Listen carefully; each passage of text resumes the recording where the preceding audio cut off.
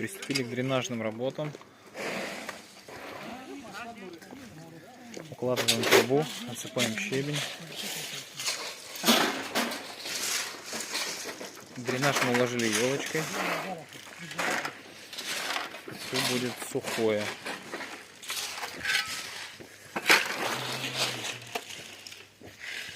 На конце трубы мы ставим заглушку, потом закрываем.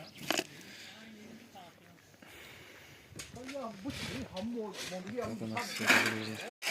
Работа кипит в бешеном темпе. Делаем дренаж. Дренаж у нас елочкой.